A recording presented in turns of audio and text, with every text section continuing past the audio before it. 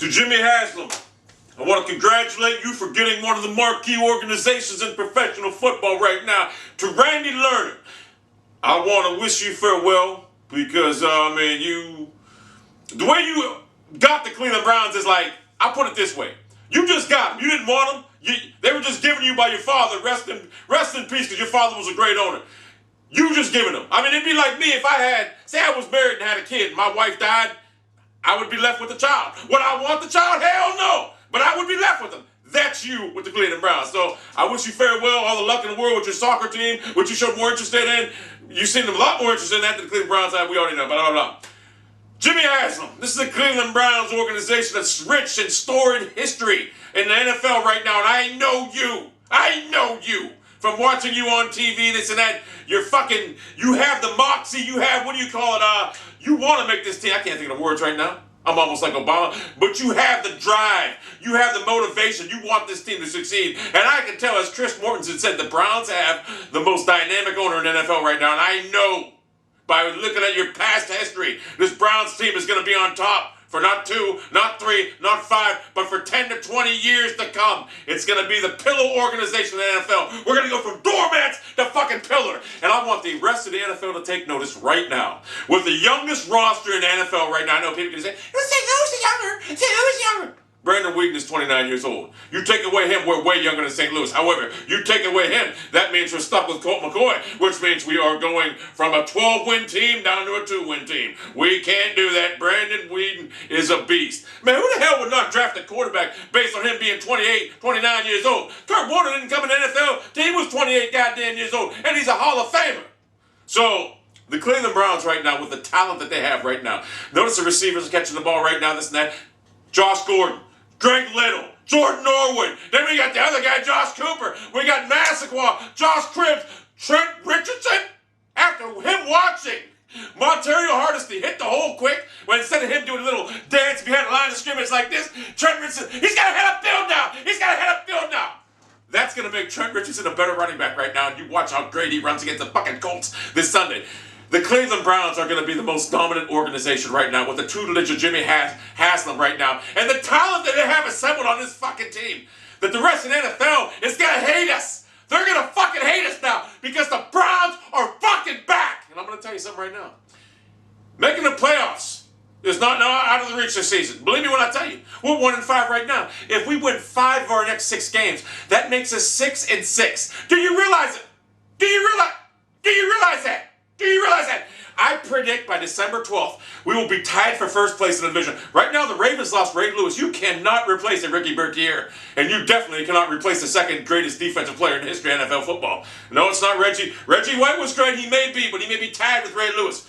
The bottom line is, this Cleveland Browns franchise right now is on the upswing right now. The talent that they have there is amazing. This team is not a 1-5 fucking team. If you watch this team, they could have won every fucking game. The only game they got beat at home, and they weren't ready to play, and I blame them on Patrice Shermer, was against the Buffalo fucking Bills. This team is not a 1-5 fucking team, nor a 3-3 team. This is a fucking 5-1 team right now that has a pretty bad coach.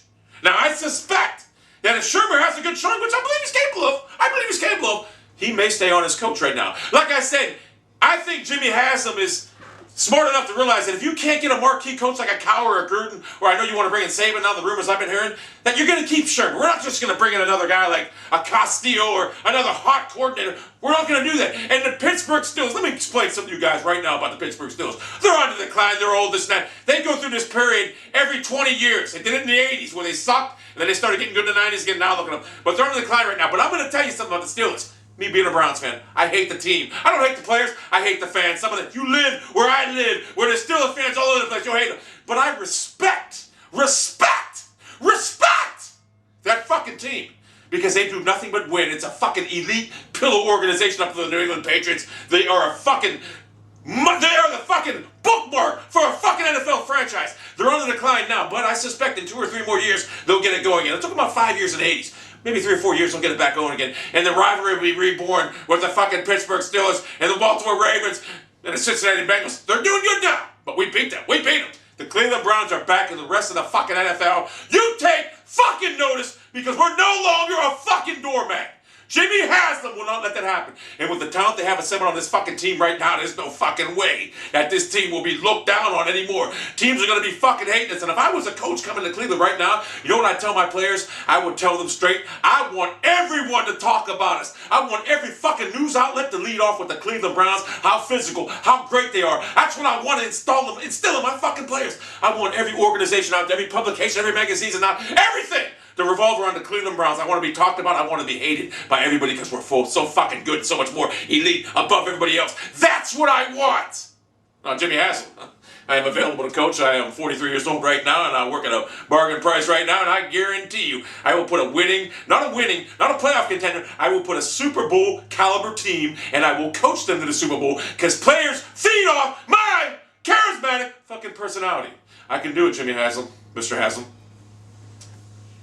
So the NFL, take notice. Cleveland Browns won't make the fucking playoffs this year. They will make it right now. Brandon Whedon has progressed in fucking 6 fucking games better than Mark Sanchez has done in 5 fucking years. You believe that? And people say, he's too old. He's too old. Are they talking about Tom Brady and Peyton Manning being too fucking old right now? Hell no. That means when someone's 28 years old, not to let them fucking play, you dumbasses. Brandon Whedon is a fucking beast. He's the best quarterback we've had in Cleveland since fucking Bernie Kosar. We had Derek Anderson in that one good year, this and that, when he couldn't see players. Then he went to Cincinnati, last game of the fucking season, and he threw 3 fucking picks.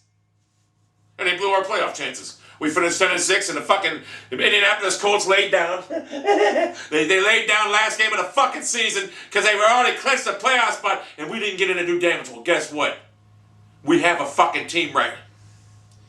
NFL players! NFL! We're back, baby! We're back! We're back!